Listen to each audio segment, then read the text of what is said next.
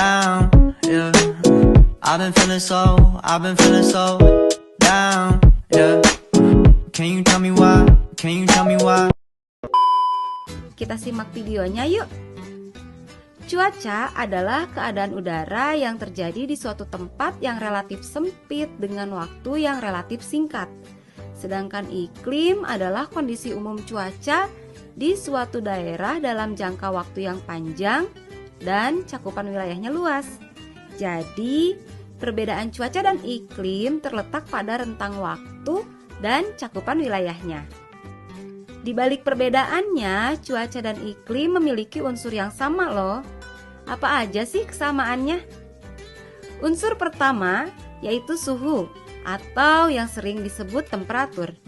Suhu udara itu adalah keadaan panas atau dinginnya udara yang disebabkan oleh pemanasan matahari. Semua panas yang berasal dari penyinaran matahari itu diterima oleh permukaan bumi. Ada yang dipantulkan kembali, ada yang diserap oleh udara dan awan.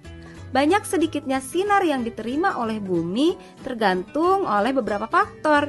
Di antaranya, lamanya penyinaran, sudut datang sinar matahari, tinggi rendahnya tempat, banyak sedikitnya awan, dan perbedaan letak lintang. Nah, menurut data dari BMKG, dilansir dari informasi suhu rata-rata global yang dirilis oleh World Meteorological Organization atau WMO, suhu udara rata-rata negara Indonesia pada tahun 2020 adalah sebesar 27,3 derajat Celcius dan menempati urutan kedua tahun terpanas setelah tahun 2016. Wow, tahun kemarin memang terasa ya panasnya. Nah, kalau kalian perhatikan di dalam peta ada garis yang menghubungkan daerah yang satu dengan daerah lainnya yang memiliki suhu udara yang sama. Garis ini namanya garis isoterm. Nah, kalau kalian pernah mengukur suhu udara, alat ukurnya adalah termometer. Unsur yang kedua yaitu tekanan udara. Tekanan udara adalah beratnya massa udara di atas suatu satuan wilayah. Makin tinggi suatu tempat dari muka laut, makin rendah tekanan udaranya. Hal ini disebabkan oleh makin berkurangnya udara yang menekan. Nah, tekanan udara ini dapat diukur dengan alat ukur barometer. Seperti suhu udara, jika garis pada peta yang menghubungkan daerah yang memiliki tekanan udara yang sama disebutnya garis isobar. Lanjut, unsur yang ketiga. Unsur yang ketiga adalah kelembaban udara. Kelembaban udara adalah kandungan uap air di udara.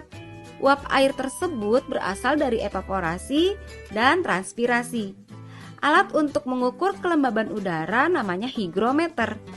Kelembaban udara ini dibedakan menjadi dua, yaitu kelembaban mutlak dan kelembaban nisbi. Kelembaban mutlak atau kelembaban absolut adalah bilangan yang menunjukkan berapa gram berat uap air yang tertampung dalam 1 meter kubik udara. Sedangkan kelembaban nisbi atau kelembaban relatif dapat dicari dengan menggunakan rumus ini. Kelembaban nisbi atau kelembaban relatif sama dengan kelembaban mutlak udara dibagi dengan nilai jenuh udara dikali 100%. Selanjutnya, unsur yang keempat adalah angin. Kalian sudah tahu lah ya angin itu apa? Yups, angin adalah udara yang bergerak dari tekanan udara tinggi ke daerah yang tekanan udaranya rendah. Kecepatan angin ini dapat diukur dengan menggunakan alat anemometer. Kecepatan angin dipengaruhi oleh beberapa faktor, di antaranya relief permukaan bumi, faktor tumbuh-tumbuhan, dan jarak dari permukaan tanah. Nah, secara umum, angin dibagi menjadi 3 jenis, yaitu angin tetap, angin muson atau angin musim, dan angin lokal. Angin tetap contohnya ada angin pasat, angin antipasat, angin siklon, dan angin antisiklon. Angin muson contohnya angin muson barat dan angin muson timur. Nah, untuk angin muson ini kita bahas satu-satu ya. Angin muson barat adalah angin yang bergerak dari barat ke timur atau dari benua Asia menuju ke Australia. Angin muson barat bergerak pada bulan September sampai Maret. Karena melewati daerah yang banyak mengandung air, maka berdampak musim hujan bagi Indonesia.